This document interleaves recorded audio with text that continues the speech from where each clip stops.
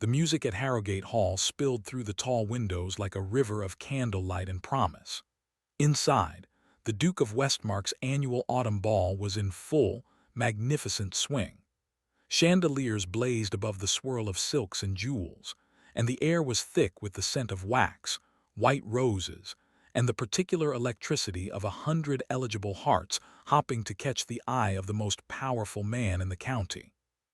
Beneath those same windows, on the cold stone terrace, Eleanor Vane pressed her back against the ivy-covered wall. Her hands, raw from polishing silver, were hidden in the folds of a borrowed servant's gown. The scratch of wool against her wrists was a constant reminder of the distance she had fallen. She had no business being here, not in this house, not among these people. Yet here she was, breathing in the scent of the garden she had once run through as a child, listening to the strains of a waltz composed for a world that had long since closed its doors to her. The old Duke, Alexander's father, had called her Little Sparrow and let her play at his desk while he reviewed estate maps. Her own father had been his land steward, an honorable man, a widower who had raised her with books and a compass, teaching her to value integrity above all else.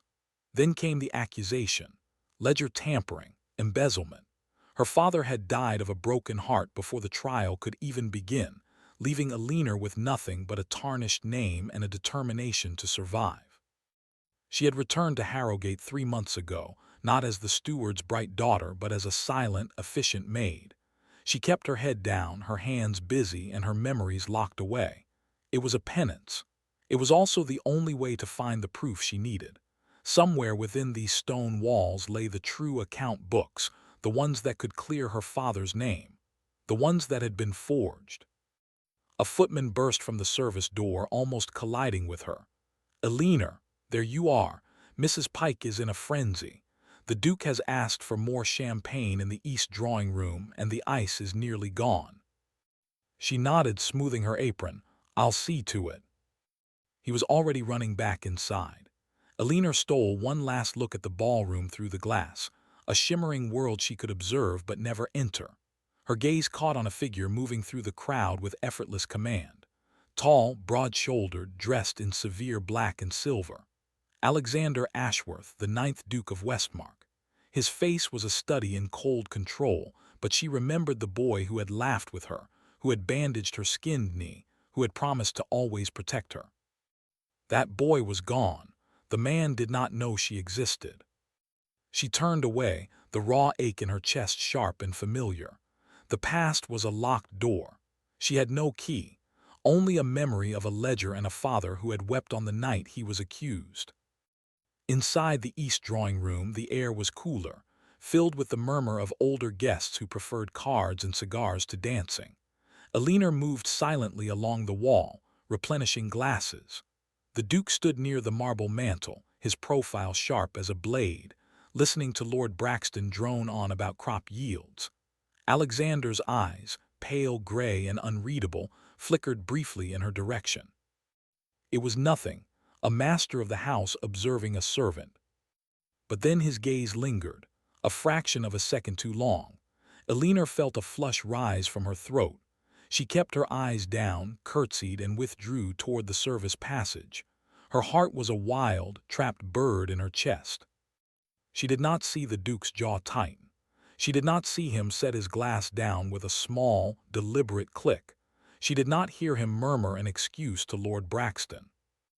Later that night, long after the last carriage had rolled away, Eleanor was assigned to bank the fires in the library. The room was empty, or so she believed. She knelt by the great hearth, her hands black with ash, when a voice came from the shadows behind her.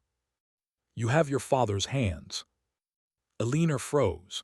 The firelight threw her shadow long across the parquet floor. She rose, turning slowly, and found the Duke seated in a leather wingback chair, a half-empty glass of brandy balanced on his knee. His cravat was loosened, his dark hair slightly disheveled. He looked nothing like the composed lord of the ballroom. "Your Grace," she whispered, dropping into a curtsy, "forgive me, I did not know you were here." He did not respond to her apology. His eyes moved over her face with an intensity that made her feel flayed open. Alina Vane, he said quietly, as if testing a name he had not spoken in 8 years. You should not have come back. The words were not harsh. They were worse. They were heavy with a warning she did not understand. She swallowed, her fingers curling into her skirts. I am only a servant, Your Grace. You were never only a servant. He stood, placing the brandy on a side table. The distance between them felt like a chasm, but his presence filled every inch of the room. The last time I saw you, you were standing beside a fresh grave. You refused my help. You refused my name. You vanished. There was nothing left to say. There is a great deal left to say. He stepped closer, the firelight carving his features into sharp planes. But not tonight. Tonight you will tell me one thing. Why are you truly here? Panic licked at her composure. She could not tell him the truth. Not until she had proof. Not until she knew whether he had been part of the conspiracy that destroyed her family. I had nowhere else to go, she said, the lie bitter on her tongue. His eyes narrowed. He did not believe her. He had always been able to see through her. But before he could press further, a floorboard creaked in the hall outside. The Duke's head snapped toward the door. His expression shuddered instantly. Go, he said, his voice low and urgent. Through the garden passage, now. Alina did not hesitate. She fled into the hidden corridor, her heart hammering, the Duke's unspoken warning echoing in her ears.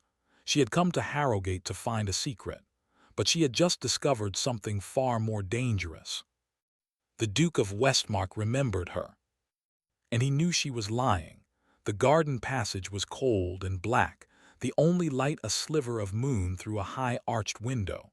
Alina's shoes made no sound on the worn stone as she hurried toward the servant's stair. The Duke's voice still seemed to follow her, a low vibration in the darkness. You should not have come back. She had not expected to be seen. She had planned to move through Harrogate like a ghost, invisible among the linen and silver. But Alexander Ashworth had always possessed an unsettling awareness. Even as a boy, he could sense a hidden book, a whispered secret, a lie before it was fully spoken. It was what made him a formidable duke. It was what made him, now, the most dangerous man in her world. She reached the small room she shared with 2 other maids and slipped inside. Mary and Jane were already asleep, their breathing soft and rhythmic. Alina sat on the edge of her narrow bed, hands trembling. She could still feel the weight of his gaze, the warmth of his presence in the fire-lit library. He had said her name, her real name, like a man touching an old wound. The next morning, the household returned to its orderly chaos. Breakfast trays, pressed newspapers, boot blacking, and the endless fetching of hot water. Alina kept to her duties, but every shadow in the corridor felt like a pair of gray eyes watching. Twice, she turned a corner and expected to find him standing there. He was not. It was Mrs. Pike, the housekeeper, who delivered the first blow. The Duke requests your assistance in the conservatory, she said, her thin lips pressed into a line. The hothouse orchids require repotting. He wishes it done before luncheon. Alina's stomach dropped.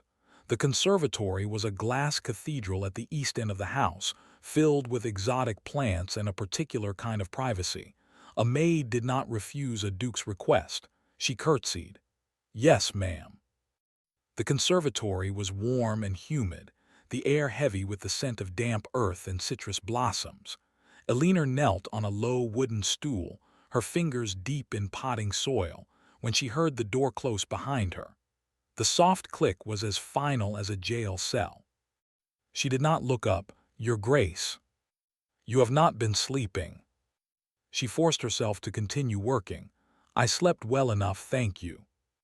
You did not. He moved into her line of sight, his boots stopping a few feet from her stool. You have shadows beneath your eyes. You are thinner than you were.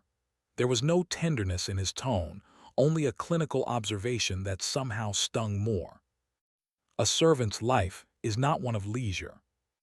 You chose that life, he said quietly, twice, first when you ran from me. Second, when you returned under false pretenses. Alina's hand stilled. She looked up at last, meeting his gaze. In the bright light of the conservatory, he was devastatingly clear.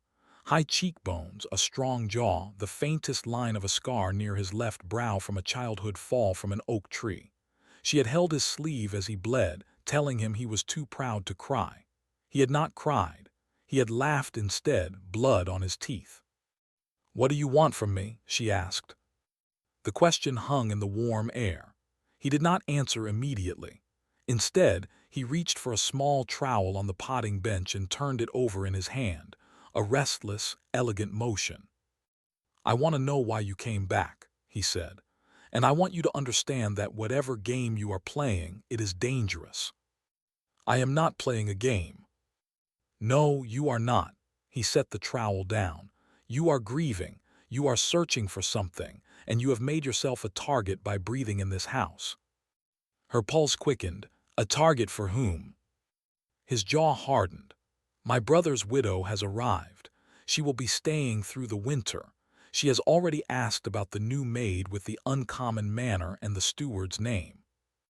Alina felt the blood drain from her face. Lady Beatrice, the woman who had married Alexander's younger brother Marcus 5 years ago. Marcus was dead now, thrown from a horse on the North Road. Beatrice had remained at the dower house, a widow with a taste for influence and a talent for quiet cruelty. "She remembers you," Alexander said, his voice dropping. "She remembers your father.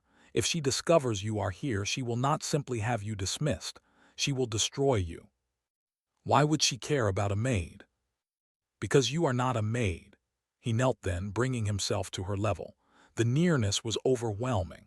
She could smell sandalwood and starched linen, the faint bite of brandy from the night before. "You are Alina Vane, the daughter of the man whose alleged fraud nearly toppled this estate's finances. If you are discovered, the scandal will renew, and Beatrice will use it to strengthen her claim over the family trust." Alina's breath caught. "The trust?" Alexander's eyes held hers. "My brother's death left certain inheritance matters unresolved. Beatrice has petitioned the courts to reconsider portions of the estate. She believes my father's will was influenced by circumstances. Your presence here could provide her with ammunition." "Then why not dismiss me yourself?" Alina whispered. "Why not send me away before she discovers me?" He was silent for a long moment. The conservatory seemed to shrink, the glass walls pressing close. A single white petal drifted down from a climbing rose, landing on the soil between them. "Because I am not my father," he said finally, "and I am not my brother. If you are here, Alina, there is a reason, and I will not let another innocent be crushed beneath the weight of this house's secrets." He stood, the connection broken. "Keep your eyes down. Do not speak to Beatrice, and if you need protection, you know where to find me." He left without another word, the door swinging shut behind him.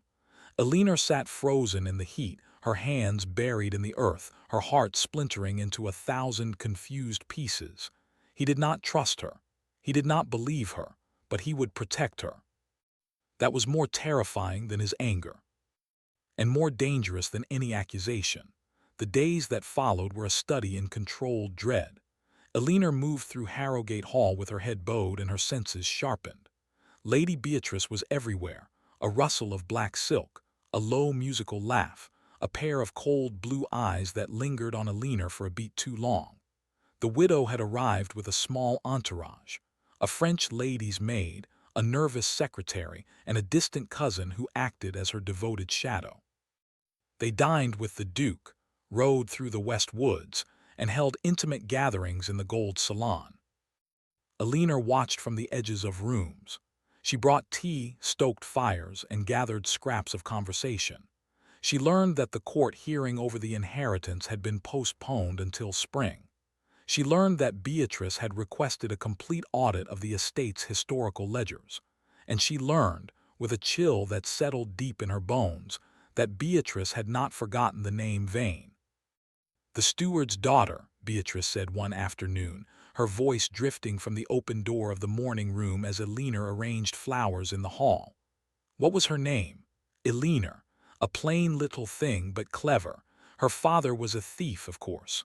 One always wonders where such children end up. Alina's hands did not shake. She had trained herself too well for that. But her heart beat a furious, silent drum. "I believe she left the county," said the cousin, a thin man named Mr. Whitmore. "No one knows where." "How fortunate for her," Beatrice replied. There was a smile in her voice, the kind that had edges. Alina finished the arrangement and slipped away. That night she found herself in the servants' hall, pressing her palms against the long oak table where the previous steward had once sat. Her father. Here in this house he had been respected, loved, betrayed. She had to find the original ledgers. But the estate office was kept locked, and the key was held by Mr. Griggs, the current steward, a sour-faced man who reported directly to the Duke. Alina had tried twice to gain access, but each time the door had been securely bolted. On the third evening, as the clock struck 10, Alina took a risk. She had noticed that Mr. Griggs kept the key in his waistcoat pocket during the day but removed it each night to a drawer in the butler's pantry. That drawer was not locked. The household was already settling into sleep. Mary and Jane had retired early after a long day of polishing. Alina crept down the back stair, her shoes in her hand, her heart a wild, frantic thing. The pantry was dark. She found the drawer by touch, her fingers brushing against a ring of iron keys. She lifted it carefully, then froze. A light flickered under the door. Someone was approaching. She pressed herself behind the heavy curtain that covered the linen shelves, barely breathing. The door opened. Candlelight spilled into the room. Through the gap in the fabric, Alina saw a figure step inside. Not the butler, not Mrs. Pike. Mr. Whitmore. He moved quickly, like a man who had done this before. He opened the same drawer, withdrew the key ring, and then lifted a small ledger from inside his coat. Alina watched, stunned, as he compared its spine to the estate keys. He was not stealing them. He was copying them. His hand moved with a small wax mold, pressing the teeth of a key into the soft material. He was making an impression of the estate office key. Alina's breath caught. Whitmore's head snapped up. The candle flame wavered. For one terrible moment she thought he had seen her. But then a floorboard creaked above, and he quickly replaced the keys, pocketed the wax, and slipped back into the corridor. Alina stayed hidden for a long time after he was gone. Her mind raced. Beatrice's cousin was secretly copying keys to the estate office, the same office where the ledgers were kept, the same ledgers that could be forged, altered, or destroyed. If Beatrice wanted to control the narrative of the estate's finances, she would need access to those documents. And if she discovered Alina's father had been falsely accused, she would do anything to ensure the truth never surfaced. Alina slipped out of the pantry and returned to her room, her discovery a hot, urgent secret. She lay awake until dawn, her eyes on the ceiling, the shape of her plan forming. At breakfast, the Duke sent word that he required fresh flowers in the library. Alina was assigned the task. She entered the room with an armful of white lilies, her heart pounding. Alexander stood by the window, his back to her, his posture rigid. "Close the door," he said. She obeyed. "I warned you," he began, turning to face her. His expression was carved from stone. "Beatrice has requested a complete household register, every servant's name, every reference. She is searching for you." Alina's grip tightened on the lilies. "Then I will leave." "No," the word was sharp, immediate. "If you leave now, you will look guilty, and she will hunt you." "Then what do you suggest, Your Grace?" He crossed the room, stopping just before her. The scent of the lilies was overpowering, but all she could feel was the heat of his body, the anger radiating from him like a banked fire. "Tell me the truth," he said. "All of it. Why are you here? What did you hope to find?" Alina looked up at him. 8 years of grief, shame, and determination rose inside her. She had held this secret for so long it had become a part of her, a second skeleton beneath her skin. But if she did not trust him now, Beatrice would win. Whitmore would succeed, and her father's name would remain forever blackened. My father was innocent, she whispered. The ledgers were forged. Someone altered the accounts, made it seem as though he had stolen from the estate. I came here to find the original books, to prove it. Alexander's eyes widened, then darkened with something she could not name. Do you have any proof of this? Not yet, but last night I saw Mr. Whitmore copying the key to the estate office. He is working with Beatrice. They are planning something. The Duke went very still. Then slowly, he reached out and took one of the lilies from her arms, turning it over in his fingers. His knuckles were white. My brother, he said quietly, believed our father's accounts were flawless. He worshipped him. When your father was accused, Marcus defended the old Duke. He thought you were guilty by association. He paused, his voice dropping. He was not always kind. After the trial, he told me that I was a fool for trusting you, that I should forget you had ever existed. Alina flinched. And did you? He met her eyes. There was no coldness now, only a raw, aching honesty that made her knees weak. No. The single syllable hung between them, a confession neither of them was prepared to examine. I will help you, he said, but we must be careful. If Beatrice learns you are investigating, she will not rest until you are destroyed. We need proof. We need the original ledgers, and we need to know exactly what Whitmore is doing. Alina nodded, her throat tight. The estate office, the ledgers from the year of the accusation, they must still be there. They are, Alexander said, but they are no longer the originals. They were replaced. I found that out myself 3 years ago. The floor seemed to shift beneath her.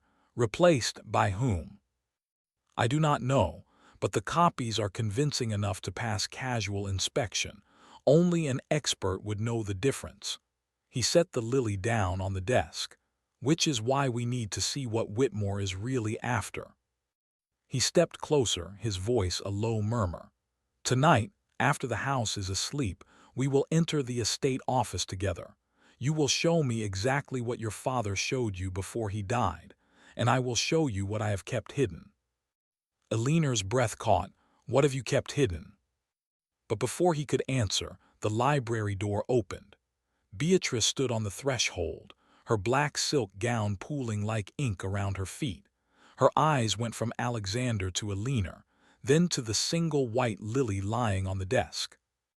I do hope I am not interrupting, she said, her smile as bright and sharp as broken glass. The flowers are lovely, Duke, but one does wonder why a maid requires so much of your time. Alina's heart dropped. The trap had already begun to close. Beatrice did not move from the doorway. She stood there in the frame like a figure cut from winter, her pale hair coiled and flawless, her eyes taking in the scene with the calm of a cat watching a wounded bird. The single white lily on the desk seemed to glow between the Duke and the maid. I was instructing the girl on the proper arrangement, Alexander said, his voice smooth as polished stone. The lilies were too heavy for the Chinese vase. She was about to fetch another. Alina dropped her gaze, her body remembering the reflex of subservience. Yes, Your Grace, forgive me. Beatrice's smile did not waver. How conscientious you are, Alexander. I had no idea you possessed such an interest in flower arranging.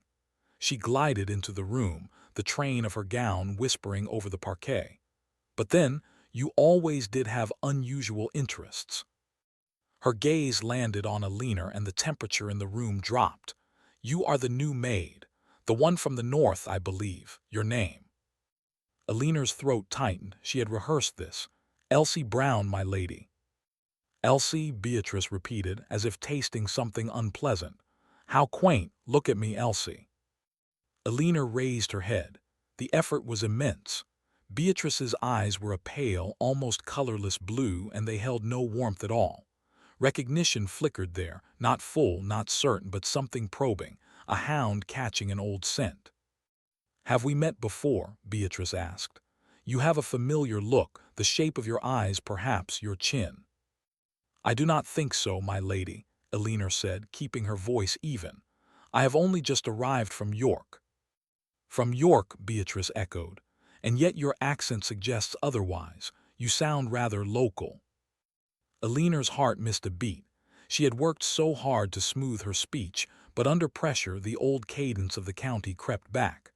"I was born in the South, my lady, but I have traveled." Beatrice tilted her head. How intriguing. She turned to Alexander, her expression brightening. "Duke, I have come to ask a favor. There is a gathering at the Dower House next week, a small dinner for a few influential families. I would be honored if you would attend, and perhaps we might discuss the trust before the courts convene." Alexander's face revealed nothing. "I am occupied next week." "Surely not every evening." Beatrice's voice remained pleasant, but there was a steel underneath. "It would be a pity to neglect old ties. Marcus would have wanted us to remain close." The mention of his brother's name landed like a blow. Alina saw the faint tightening in Alexander's jaw, the almost imperceptible flinch. He had loved Marcus, despite everything, and Beatrice knew exactly how to wield that grief. "I will consider it," Alexander said. "That is all I ask." Beatrice turned back to Alina. Her smile was a blade. "Elsie, do be careful with the lilies. They are a symbol of purity, are they not? So easily bruised." She left, the door closing softly behind her.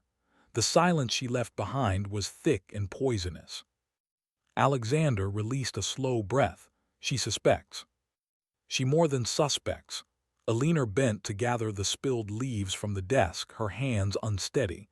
She recognized something. She will not rest now. "Then we must act before she has time to move." Alexander crossed to the far wall and pressed a panel beside the bookcase. A small, hidden drawer slid open. He reached inside and withdrew a folded piece of paper, yellowed with age.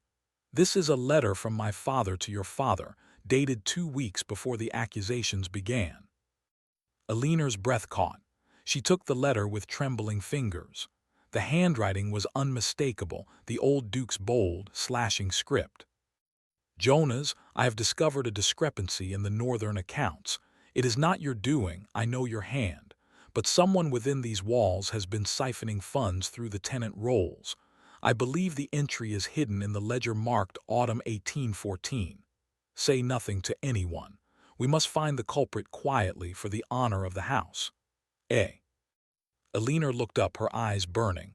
He knew my father was innocent." "Yes," Alexander said quietly. "I found this letter hidden in my father's private papers after his death. But by then your father was already gone. The trial was over. The damage was done." He paused. "I did not know how to find you. I did not know if you would even want to see me." "I would have," she whispered. "I would have wanted to see you." He looked at her for a long, aching moment. "Then let us make amends now. The ledger marked Autumn 1814 is no longer in the estate office. It was removed. But the entry your father discovered, it may have been copied elsewhere. My father kept private notes in a journal. I have searched for years, but there are pages missing." "Missing?" "Torn out the same month. Someone silenced him before he could expose the thief." His voice was low, dangerous. "My father did not die of natural causes, Alina. He was poisoned. I have known this for a long time. I have never been able to prove it." The room spun. Alina gripped the edge of the desk.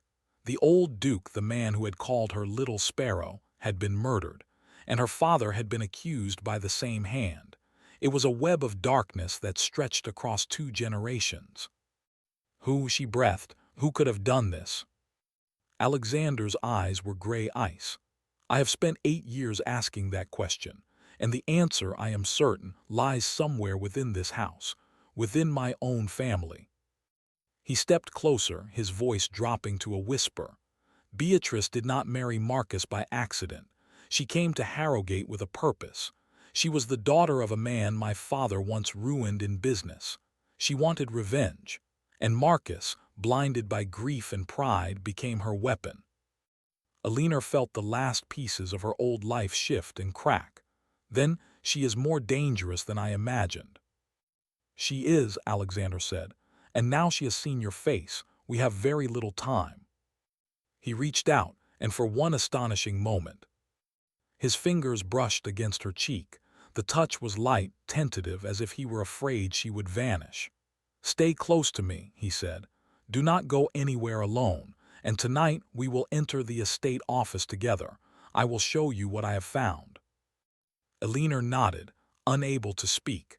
The warmth of his touch lingered long after he pulled away. That night the house was silent. The clocks had struck midnight. Elinor met Alexander in the shadowed corridor outside the estate office. He wore no coat, only a dark waistcoat and shirt sleeves, and he carried a single candlestick. His face was carved in determined lines. He produced a key from his pocket. "The steward keeps the official one. I had this made some time ago." The lock turned with a soft click. The door swung open, releasing a smell of old paper, ink, and dust. They slipped inside, closing it behind them. The office was a long room lined with shelves, heavy ledgers stacked in neat rows, a massive desk at its center. Alexander set the candle down and moved to a tall cabinet at the far end. "The autumn ledgers are here," he said, pulling open a drawer. He lifted out a worn volume and laid it on the desk. "But as I said, this is a copy. The original was replaced." Elinor opened the book, her fingers running over the entries. She knew her father's handwriting better than her own. This was not it. The numbers were too neat, the ink too uniform. But something else caught her eye. A tiny mark in the corner of the inside cover, a small, embossed crest she had not seen in years. "This is not a recent replacement," she murmured. "This is the duplicate my father created before his death. He made a second set of ledgers to protect himself. He told me he had hidden the originals where no one would ever think to look." Alexander's eyes sharpened. "Where?" Elinor closed her eyes, reaching deep into the past. She remembered her father, candlelight on his face, speaking of a place only the two of them knew. A place under the floor. But which room? Which hall? The answer came like a bolt of lightning. "The chapel," she said. "The family chapel.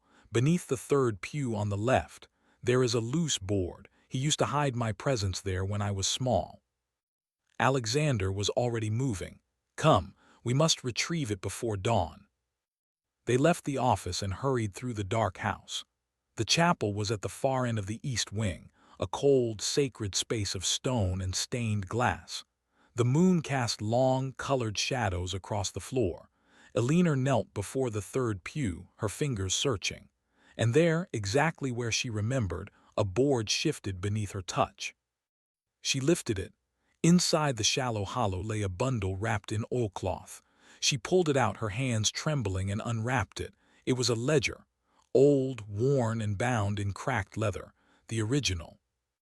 "We have it," she breathed. "We have proof." But the words had barely left her lips when the chapel door creaked open. A figure stepped into the moonlight, holding a pistol leveled directly at Alexander's chest. Beatrice smiled, her eyes glittering in the darkness. "I was hoping you would lead me to it," she said. "Now both of you will hand over that ledger, very slowly." The trap had sprung. The chapel air turned to ice. The pistol in Beatrice's hand was steady, her arm extended with the practiced ease of a woman who had learned to shoot in idle hours at country targets. But there was nothing idle about her now. The moonlight caught the pearl handle, the delicate filigree work along the barrel. A lady's weapon, deadly all the same. Alexander moved so that his body shielded Elinor. "Beatrice," he said, his voice calm, "you will not leave this house alive if you pull that trigger." "And you will not leave this chapel with that ledger," she replied. "I have worked too long for this. Do you think I don't know what is in those pages? Do you think I am foolish enough to let you expose it?" Elinor clutched the ledger to her chest, her heart a wild drum. "This proves my father was innocent. It proves the accounts were altered. It proves someone in this house was siphoning money and made him the scapegoat." Beatrice's smile was cold and beautiful. "It proves a great deal more than that, my dear. It proves that the old Duke was a liar. It proves that his precious son, Alexander's brother, helped forge the entries to protect his own inheritance, and it proves that Marcus was not the saint everyone believes him to be. The words landed like blows. Alexander went rigid. Marcus. Your beloved brother was bleeding the estate dry, Beatrice said. He had debts, gambling debts, mistresses. He needed money, and your father refused to give him more. So Marcus altered the ledgers. He framed the steward, and when your father discovered the truth, he threatened to disinherit him. That is why your father died. Her voice was a wound, raw and triumphant. I did not poison the old Duke, Alexander. Your brother did, my husband, the man you mourned for 5 years. Alina felt the world tilt. Alexander's face was a mask of shock and fury. You knew, he said, his voice barely a whisper. You knew what he had done, and you said nothing. I said nothing because I loved him, Beatrice spat. I loved him despite his weakness, and when he died I was left with nothing. No children, no security, no future except what I could carve from this estate's stone. The trust was my only hope, and now you would take that from me with your little servant and her buried book.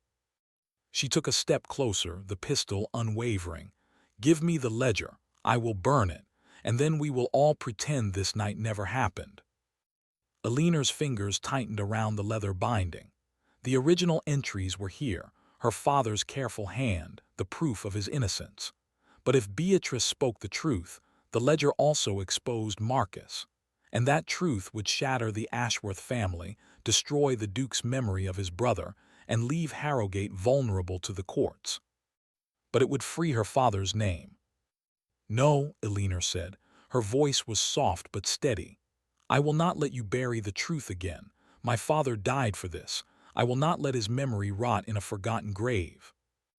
Beatrice's eyes narrowed. How noble, how utterly stupid. She raised the pistol, aiming directly at Alina. Last chance. Beatrice. Alexander's voice cut through the chapel like a blade. He stepped to the side, out of the line of fire, his hands held low. The courts will not believe you. The ledger carries the original handwriting. The forgeries will be exposed. If you kill us, there will be witnesses, servants, guests. Do you think you can silence an entire household?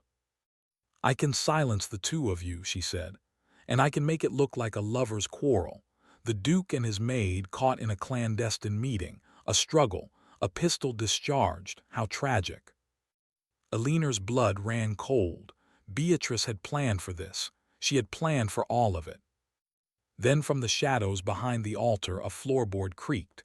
Beatrice's head turned, a single instinctive motion. It was enough. Alexander lunged. He moved with the speed of a man who had spent years in the saddle and the boxing ring. His hand closed around Beatrice's wrist, twisting sharply. The pistol fired, the sound exploding through the chapel like thunder. Alina screamed. The bullet tore into the stone wall inches from her head, showering her with dust and fragments. Beatrice fought like a wildcat, her free hand clawing at Alexander's face. But he was stronger. He drove her back against the pew, forcing the pistol from her grasp. It clattered to the floor. Alina kicked it away, her breath ragged. You will hang for this, Beatrice hissed, her composure finally cracking. Both of you, the scandal will destroy you. The chapel doors burst open. Footmen, roused by the gunshot, poured into the room carrying candlesticks and fire irons. Mrs. Pike followed, her nightcap askew, her face white with shock. And behind them Mr. Whitmore, who took one look at the scene and turned to flee. He did not get far. 2 grooms seized him in the corridor. Alexander released Beatrice, his chest heaving. He looked at the pistol on the floor, then at the woman he had once called sister. You are under arrest, he said coldly, for conspiracy, for attempted murder, and for your part in the destruction of Jonah's vein. Beatrice laughed, a broken, desperate sound. You will regret this. The truth about Marcus will destroy you, Alexander. You will never recover. The world will know your brother was a thief and a murderer. Let them know, Alexander said quietly. I am done protecting the dead. The next hours passed in a blur of chaos. The local magistrate was summoned. Statements were taken. Beatrice and Whitmore were taken to the nearest jail to await formal charges. The household buzzed with shock and speculation. Eleanor sat in the library, the ledger in her lap, her hands still trembling. The sun was beginning to rise, pale and cold over the east lawn. Alexander entered, his face drawn and exhausted. He had changed his torn shirt, but a bruise was already forming along his jaw. He sat beside her on the settee, not touching her, but close enough that she could feel the warmth of his presence. "It is done," he said. Eleanor shook her head. "No, it is only beginning. The truth about Marcus will be made public. The estate will suffer. The courts will demand a full investigation. Your name will be dragged through the papers." "My name is already tarnished," he said. "It has been since my father died. The difference now is that I am no longer alone." He turned to look at her, his gray eyes soft in the dawn light. "I have been waiting for you, Eleanor, not just for the proof. For you. All these years I have been waiting to look across a room and see your face." Tears burned behind her eyes. She had dreamed of this moment in 1,000 lonely rooms, in cold boarding houses and silent churchyards, but she had never allowed herself to believe it could be real. "I thought you had forgotten me," she whispered. Never, the word was a vow, not for one day. He reached for her hand then, and this time there was no hesitation, his fingers laced with hers, strong and warm. "The world will be cruel," he said. "They will call you the daughter of a thief one day and the mistress of a duke the next. I will not let them. We will face it together, if you will have me." Eleanor looked at their joined hands. The ledger sat between them, the weight of two families' secrets resting on its pages. But in that moment, it was just paper and ink. The real truth was here, in his touch, in the quiet certainty of his gaze. "I will have you," she said, "but I will not be your hidden maid. I will not be a scandal whispered behind fans. If I am to stand beside you, I must be able to do so in the light." He raised her hand to his lips, pressing a kiss to her knuckles. "Then we will marry," he said. "Not in secret, not in shame. We will marry in the chapel where the truth was finally spoken, and I will spend the rest of my life making sure no one ever asks you to bow your head again." The tears spilled over, hot and free. She had not wept since the day they lowered her father into the cold ground. Now she let them fall, not for grief, for release. "Yes," she whispered. "Yes, Alexander, I will marry you." Scandal broke over England like a storm tide. Within a week, every newspaper from London to Edinburgh carried the story of the Ashworth family secrets, the forged ledgers, the innocent steward, the brother who had betrayed his own blood, the widow who had tried to silence the truth with a pistol in a moonlit chapel. Society was entranced, horrified, and hungry for more. Eleanor Vane's name was on every tongue, but not as a thief's daughter, not as a disgraced servant. She was called brave, resilient, a woman who had returned to the estate that had wronged her family and unearthed a truth that had been buried for nearly a decade. Some called her a heroine, others called her a fortune hunter. The worst called her a woman who had seduced a grieving duke into ruining his own house. Eleanor did not care. She had survived worse. The hardest days were not the ones filled with public scrutiny. They were the quiet ones when Alexander retreated into the East Wing study and did not emerge for hours. The revelation about Marcus had shattered him. He had loved his brother, had built an altar of grief that now lay in ruins. Eleanor understood grief. She knew it did not disappear because the one you mourned had done monstrous things. It transformed, became something more complicated, more painful. She found him one evening standing at the window of the master study, staring out at the rain. The room was dark except for a single lamp. He did not turn when she entered. "I keep thinking about the day he fell," Alexander said. "Marcus. He was riding north to visit Beatrice's family. The road was wet. The horse was new. They said he lost control." He paused. "But now I wonder if it was an accident at all." Eleanor came to stand beside him. "What do you mean?" "Beatrice knew the truth about the ledgers. She knew Marcus had killed my father. What if she decided he was too great a liability? What if she arranged the horse to throw him? He shook his head slowly. I have no proof, but the thought is a poison. She touched his arm. Then we will find the truth. If it is possible to know, we will know. But not tonight, Alexander. Tonight you must rest. He turned to look at her, his eyes shadowed. I do not deserve you. No, she said with the hint of a smile. You deserve better, but I am what you have. For the first time in days, he laughed. It was a low, surprised sound, rusty from disuse. You are impossible. I am resilient, she corrected. It is not the same thing. He reached for her, pulling her into the circle of his arms.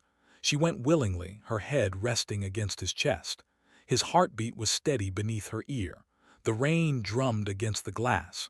For a long while, neither of them spoke. The wedding was set for late November, a quiet ceremony at the family chapel. No grand affair, no parade of society. Only a few trusted friends, the household staff, and a bishop who had known Alexander since boyhood. Alina wore a gown of ivory silk, simple and elegant, with a sprig of white heather tucked into her hair. It had been her mother's favorite. She carried no flowers, only her father's old compass, tucked into a hidden pocket of her dress. Alexander waited at the altar, his face pale but composed. When she walked down the aisle, he did not look away. His eyes were filled with something she could not name, not joy exactly, but something deeper. Recognition, relief, home. The bishop spoke the ancient words. Alina repeated them in a clear, steady voice. Alexander's hands were warm and solid around hers. When he slid the ring onto her finger, a simple band of gold, she felt the weight of history settle into place. I, Alexander, take thee, Alina, he said, his voice low and certain, to have and to hold from this day forward. She smiled through tears. I, Alina, take thee, Alexander, to have and to hold from this day forward. The chapel was still and holy, the same chapel where she had once hidden Christmas presents beneath a floorboard, the same chapel where Beatrice had aimed a pistol at her heart. Now it was filled with candlelight and quiet hope. After the ceremony, the household gathered in the great hall for a simple feast. Servants and gentry mingled with an ease that would have been unthinkable a year ago. Mrs. Pike, resplendent in her best black silk, actually smiled. Mary and Jane wept happy tears. The grooms toasted the new duchess with tankards of ale. Alina moved through the crowd, accepting congratulations with grace. But her attention kept returning to Alexander, who stood near the fire, deep in conversation with the bishop. He had one hand in his pocket, the other holding a glass of wine. He looked almost peaceful. As the evening deepened, Alina slipped away to the terrace. The autumn air was cold and sharp, scented with wood smoke and wet leaves. The same terrace where she had hidden on the night of the ball, listening to music she believed she would never enter. Now the music was inside her, a melody of her own making. Alexander joined her, shrugging off his coat and draping it over her shoulders. You will catch cold. I am warm, she said, but she pulled the coat closer anyway. I did not think I would ever stand here again, not like this. He leaned against the balustrade beside her. What did you think when you first returned, when you saw me in the ballroom? She considered. I thought you were the most beautiful thing I had ever seen, and the most unreachable. And now? She looked at him, at the strong lines of his face softened by firelight from the windows. Now I think you are stubborn and noble and far too quiet when you are hurting, but you are not unreachable. You are right here. He turned to face her fully. I have something for you, he said, a wedding gift. He reached into his waistcoat and withdrew a small velvet pouch. From it, he tipped a key into his palm. It was old and iron, dark with age. This is the key to the East Tower room, he said. My father's private study. The one he kept locked all through my childhood. I opened it for the first time last week. Alina's breath caught. What did you find? He placed the key in her hand, closing her fingers around it. Letters, journals, the missing pages from his diary. They were not destroyed. He hid them there, hoping someone would find them after his death. They detail everything: the funds Marcus stole, the forgery, the threats he received, and they contain a full statement exonerating your father. Alina felt the ground shift beneath her. Then it is over. The proof is complete. It is, Alexander said, and there is more. A letter addressed to you. He wrote it the night before he died. He did not know if you would ever read it. He paused, his voice rough. He loved you, Alina. He called you the daughter he never had. The tears she had held back all day finally fell. She clutched the key to her chest, her whole body shaking. Alexander gathered her into his arms, holding her as the sobs came. They were not tears of sorrow. They were the release of 8 years of silence, of shame, of carrying a burden that had never been hers to carry. When she finally quieted, she looked up at him. "Take me there," she said. "To the East Tower. I want to read his words." Alexander kissed her forehead. "Then we will go together, but first I need you to know something." She waited. "I did not marry you to restore your name," he said. "I did not marry you because of the ledger or the scandal or the past.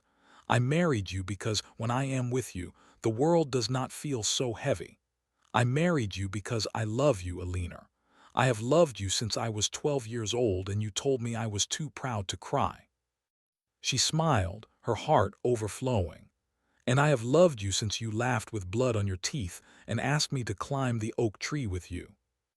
He laughed, a bright, free sound that echoed across the terrace. "Then we are both fools," he said, "but we are fools together." He kissed her then, his lips warm against hers, the autumn wind swirling around them.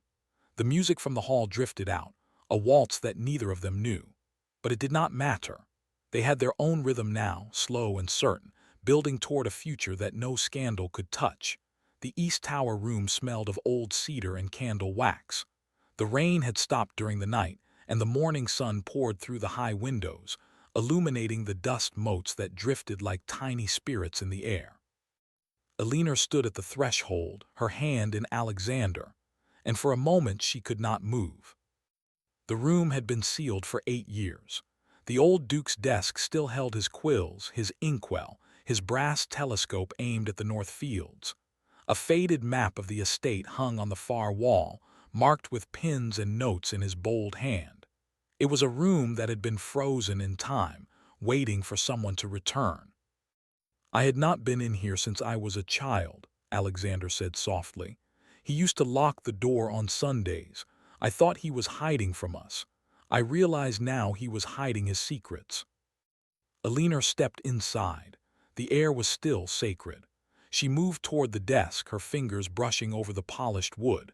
A stack of journals lay to one side, each one bound in dark leather. And beside them, a single envelope addressed in ink that had faded to brown, Alina Vane. Her hands trembled as she picked it up. Alexander stood behind her, his presence a silent support. She broke the wax seal, the Ashworth crest, a hawk with wings spread, and unfolded the letter. "My little sparrow, if you are reading this, then I am gone, and the truth has finally found its way into your hands. I have written this letter 100 times in my mind, but now that the hour is late, I find the words inadequate. Your father was the most honest man I ever knew. What was done to him was not justice. It was a crime born of my own failure to see the rot within my blood. Marcus, my son, is broken. I tried to save him. I tried to stop the bleeding, but the wound was deeper than I understood. I am not long for this world. I have known for weeks that something is wrong. The food tastes bitter, the wine too sweet. I have not told Alexander. He loves his brother too much to bear the truth. It is my burden to carry. But you, Alina, are not his sin. You are the child of a righteous man, and I have made provision for you. In the ledger you will find not only the proof of your father's innocence, but also the sum that was stolen from him, invested in his name, kept safe. It is yours by right. Do not let them take it from you. Do not let them take your name. The world is cruel to women without fathers, but you have the strength of 1,000 men. I saw it in you when you were a girl. I see it still. Forgive me for not saving him. Forgive me for not telling you sooner. And forgive Alexander, for he is a good man. He will need you. I pray he finds you. Your devoted guardian, Augustus Ashworth, Duke of Westmark. The letter fell from her fingers. She stood motionless, the words blurring in her vision. Then Alexander's arms were around her and she was crying, not with grief, but with a terrible, cleansing release. Her father had been innocent. The old Duke had believed in her, and he had provided for her future even as his own darkened. He knew, she whispered. He knew, and he still tried to protect me. He loved you, Alexander said, his voice rough. He loved you like a daughter, and he wanted you to have a life beyond this tragedy. She turned in his arms, pressing her face to his chest. Then I will honor him. I will not let his death be meaningless. They spent the next week slowly rebuilding. The estate offices were reorganized. The stolen funds, discovered in a series of investments the old Duke had made in Jonas Vane's name, were transferred to Alina as her rightful inheritance. It was not a fortune, but it was enough. Enough to restore her father's name. Enough to fund a small trust for the children of the estate's tenants. Enough to prove that integrity could survive even the darkest injustice. The courts reopened the case. Jonas Vane was formally exonerated. The record was corrected. A small memorial stone was placed in the village churchyard beside the grave Alina had visited so many times in secret. It read simply, Jonas Vane, honest man, beloved father. Society's whispers did not end, but they changed. By spring, Alina was no longer the servant who had dared to dance with a duke. She was the Duchess of Westmark, a woman who had fought for the truth and won. The salons of London clamored for her presence. She accepted only a few invitations, choosing instead to remain at Harrogate, where the gardens were beginning to bloom. On a warm evening in late April, Alina stood at the edge of the south lawn, watching the sun sink behind the hills. The estate was peaceful. The tenants were planting. The house glowed with candlelight. Alexander came up behind her, wrapping his arms around her waist. "What are you thinking?" he asked. She leaned back against him. "I am thinking that I used to believe this place was a prison. Now it feels like home." "It is home," he said, "because you are here." She smiled. "You have become very sentimental, Your Grace." "I have become honest," he corrected. "There is a difference." They stood in silence for a while, watching the last light fade. Then Alina turned in his arms, facing him. "I have been reading your father's journals," she said. "The ones from the East Tower. There is still so much I do not understand. But I know one thing. He did not want the estate to be ruled by fear. He wanted it to be a place of refuge." Alexander nodded. "Then that is what we will make it, not a fortress, a sanctuary." "A sanctuary," she repeated, "for those who have no one else." He kissed her then, slow and deep, and the world around them seemed to dissolve. When they finally drew apart, the sky was dark, and the first stars were appearing over the hills. "I have one more thing to tell you," Alexander said quietly. "I have found new evidence about Marcus. It was not an accident. There are letters between Beatrice and a groom from the north. She paid him to tamper with the saddle. The horse was not new, it was drugged." Alina's breath caught. "Then she murdered him, her own husband." "Yes," Alexander said, "and she will hang for it. The magistrate has already issued the warrant." The weight of it settled over them. There was no satisfaction in the truth, only a grim closure. Marcus had been both victim and villain, a man destroyed by his own weaknesses and by the woman he had married. Beatrice would pay for her crimes, but the damage she had done would echo for generations. "I am sorry," Alina said. "Do not be sorry for me," Alexander replied. "I have lost a brother, but I have gained a wife. I have buried a lie, and in its place I have found a truth I can live with." He took her hand, raising it to his lips. "I have you." She smiled, tears glistening in her eyes. "Then we will face whatever comes," she said, "together." They walked back toward the house, their shadows long on the grass. The windows of Harrogate Hall glowed like a beacon in the twilight. Inside, the servants were preparing dinner. Mrs. Pike was supervising the placement of fresh flowers. Mary and Jane were giggling over a letter from a footman. The old house was alive again, its heart beating steadily after years of silence. And Alina, once the steward's daughter, once a maid with ash-blackened hands, walked beside the Duke as his equal, her head held high. She had entered the ballroom as a servant. She would leave it as a legend.